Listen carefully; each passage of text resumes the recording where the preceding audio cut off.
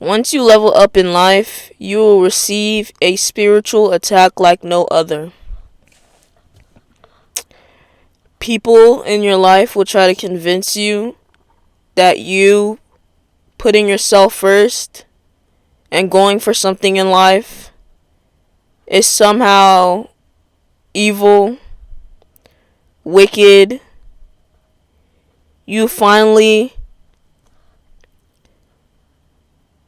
noticing your uncomfortability and taking a leap of faith to fix it is somehow demeaning to them because you've been keeping them comfortable while you've been uncomfortable. You've been holding them up while your back hurts, while you aren't getting the right things you need for your own life. These people do not love you. They're using you. People who love you aren't even thinking about themselves when they look into your eyes. They love you because they love you. Now, there's a difference between being in love and loving, of course. But people who love you will stick their neck out for you. They will not use you as a cushion. And when you decide that this cushion is not helping you as much as it's helping them, they will attack you spiritually. Spiritually, as in, how could you do this to me? You're not supposed to do that. That wasn't the plan. Why would you do something else with your life other than we discussed? You know? And that's just pure spiteful. That's pure, I don't know, jealousy. Because you decided to level up your life. It's pure disgust. It's the act of using such a vile part of the inner hate of your heart and you speaking it out into the world. And the most embarrassing part is that after that spiritual attack is over, you have to look yourself in the eye, in the mirror, and say, I try to be a disgusting, evil person, hoping that it would get consumed by the person, get internalized by the person that I'm attacking, but it did not. You know? It didn't. And so now all I'm faced with is a mirror. A mirror of my decisions in life. Because I know the real. I know in life nobody owes me anything. Maybe your mother and father owe you some things. They owe you love, shelter, you know. But other than that, I'm afraid everybody has their will in life. Everybody has their own will and their own ability to do whatever they want in life because it's their life. Regardless if you like it or not, everybody has their own will in life. It's God-given. It's a rule. We cannot break it. The minute you decide to try to take somebody else's will from their life, even through survival, it's an act of evil. An act of deceit. It's a disgusting thing to do with your temporary breath on this earth.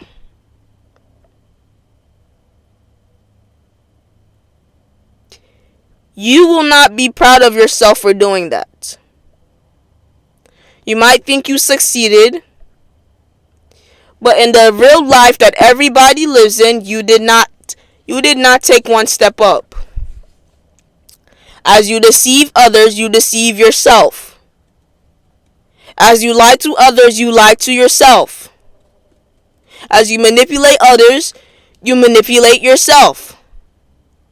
You will always reap what you sow. You're not above the rules of this world. Nobody is. Meaning, if you try to destiny swap, if you try to interfere with what somebody has coming in their life,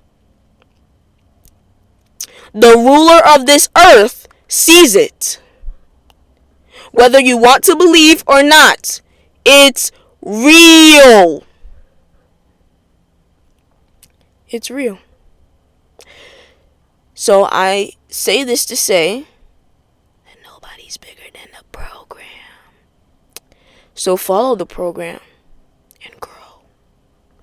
Follow the program and be better than you were before. If you feel like there's no way out, there's a way out. Pray. Connect with your inner, most authentic self. Use your resources. Use your big, imaginative mind. But just don't be weird and perverted spiritually. And look at your sister in Christ, your neighbor, the person who just happens to be in the same lifetime as you, a different soul, and do not pervertedly try to do anything to deter them, because you will reap what you sow. And I'm not the one. Well, I used to think, oh, no, evil people do this, evil people do that. There's rules to this thing. They be like, the most deceitful people are rich. And most of the time, what they're doing is they're selling their soul. They're completely empty on the inside, you know. Or they see this spiritual war we're in, and they deter access.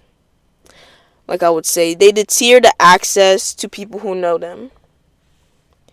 Meaning, they don't tell people a lot.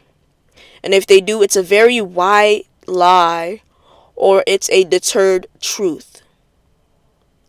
Because at the end of the day, you need some type of level of authenticity. You can't just be a plain out liar. You know? That's tiny dose of evil, it has to be very tiny and reversible. You know? And you have to be, there's levels to this. You need to be very smart when you go about life. You need to be smart. You know? You need to be smart. And you need to be ready. You need to be deserving to be where you are. You don't see a multimillionaire who doesn't know anything. They know how to become a multimillionaire. That's how they got there. You know? So I just say to say this, allow people to live out their will. They'll make people feel terrible for living out their will. They'll make people feel less or unhumble for living out their God-given will. Maybe if you had a family member that you were horrible to and they won the lottery, and now because you think y'all are family members, that you deserve a piece of their lottery money. That's incorrect. You know how you were spiritually. You know. God knows. That's why you didn't win. If you had this person who became famous on YouTube, maybe TikTok, and they're doing their own thing, they're building their own community, you know, and you tried maybe in middle, elementary school, high school, growing up, childhood friends, you tried your best to belittle them as much as you can. And through every spiritual attack you did, they still ended up confident enough to build, like they said, currently that community that they have. They lived a life because they deserve it. You live your life because you deserve it. Everybody's playing cards are different. Everybody starts out in life different. And everybody will end up in life different. At the end of the day, a lot of this stuff in life is deserving. I'm not going to say 100% of it because that would make me ignorant. I do not know. People are starving in Congo. People are dying in Palestine. None of them deserve that. So I'm not going to say 100%.